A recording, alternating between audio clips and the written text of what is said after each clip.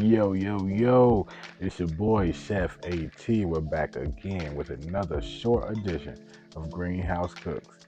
Today, we're going to be making a vegan Seitan ribeye with the vegan mac and cheese, asparagus. This is going to be great.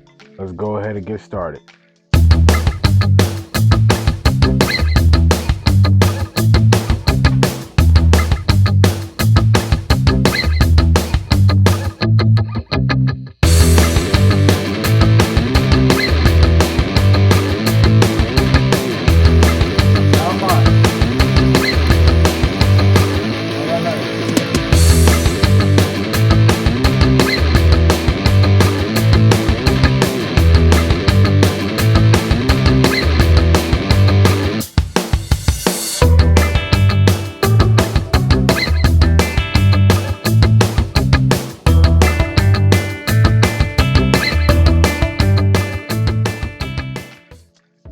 So we're gonna get going with our ingredient list here.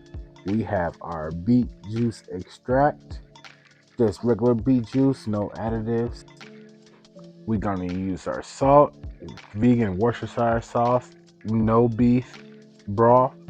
We have all-purpose flour, we have vital wheat gluten, chickpea flour, nutritional yeast, black pepper, garlic powder, onion powder. We have liquid smoke. We have half onion. We have baby bella mushrooms.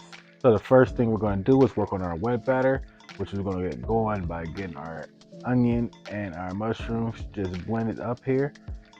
You're going to have to work them a bit. They're going to be a little hard to go because these both don't have much liquid in them. But we're just going to be chopping these up for the most part, so we don't have to do it by hand. So we're going to add a bit of our beef broth into our mixing cup. And we're going to go ahead and add a bit of Worcestershire sauce as well as our liquid smoke. And then we're going to just get to adding our seasons. We have our black pepper, our onion powder, our garlic powder. We have salt, and we're just going to give that a nice blend. So we're just looking to blend until all of these ingredients are blended into a nice smooth liquid, no clumps or anything left in it. Now we're going to start to work on our dry ingredients. We're going to get 130 grams of vital wheat gluten poured in. We're going to add in 30 grams of all-purpose flour, 15 grams of nutritional yeast, 10 grams of chickpea flour. And we're going to just add additional seasonings, our black pepper, our onion powder, our garlic powder. We're adding a little more salt. We're just going to give those a nice little mix. Now it's time to combine our wet and dry ingredients. And I like to do our dry just a little at a time, spooning them in, mixing them in, and just kind of checking for the textures you want. You want a really solid seitan ball here. You don't want there to be any room for indentation. Meaning once your dough ball is set, you don't want to put your fingers in it and leave a fingerprint. You want it to bounce right back out. We're going to leave our extra dry mix to the side. So it doesn't take much kneading, but we are going to knead this ball for at least 2 minutes. We want to make sure we got a nice solid finish before we get to add our coloring. So now that we have our solid dough ball, we're going to soften it up a bit with a little bit of our red beet juice. Now this step is optional. You can use beet powder or the juice, or you could not use either at all if the color bothers you. You want to make sure to really get that coloring mixed into your dough ball. So make sure you're getting that kneading done really good. If you feel like you need, just add a bit more of your coloring. I did here, and I'm going to knead that in just to get a deeper red look. So we're going to set our red meat to the side, and with the remaining dry batter, we're just going to mix that with the water, and this is going to be our fat. So we're going to infuse this fat with 1 tablespoon of coconut oil, and I'm just going to do that with my hand. I'm going to make sure that gets mixed in really nicely, and I'm even going to blend it in a bit with the spoon. We'll place a napkin over this as well, and we'll let it sit for a half an hour.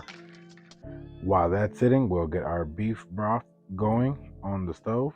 So we add in our broth. We're gonna add some Worcestershire sauce in.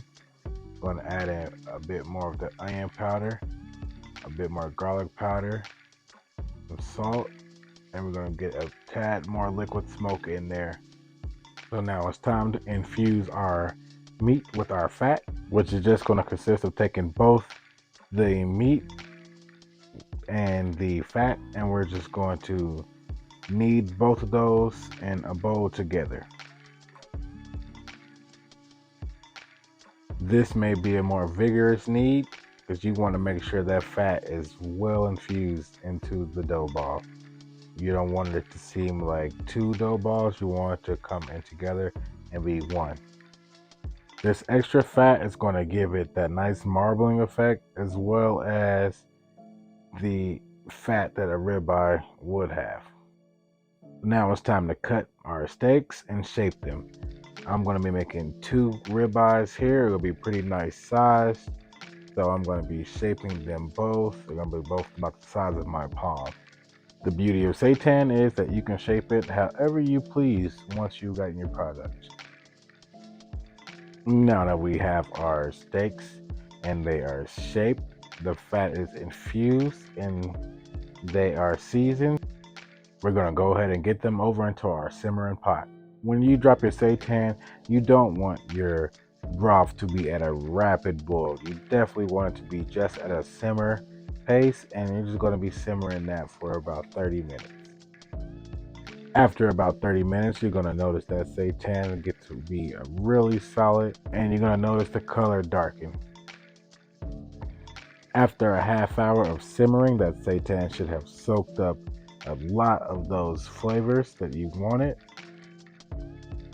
Now it's going to be time for a little saute. For these, you're going to want to put a little extra oil down than you normally would for anything you cook, because the seitan does tend to absorb a lot of oil. So you really only need to fry these for about 3 to 5 minutes on each side, just making sure they get nice and brown. And when they are done, you're going to put them on another pan, just making sure to get most of that oil away from them. And then top with your sauce. I'm going to be using a Sweet Baby Ray's barbecue sauce. And it's going to go into the oven for another 15 minutes. And when it comes out, it's going to be ready to plate. These look absolutely delicious, and they were. Trust me, these things look almost as good as a real ribeye would be. For a first attempt at something like this, I think these turned out really great. But next time I'm going to work on getting a more meaty-like texture. If you guys have any suggestions, leave them down in the comments and I'll get to them. Till then, have a great day. Peace.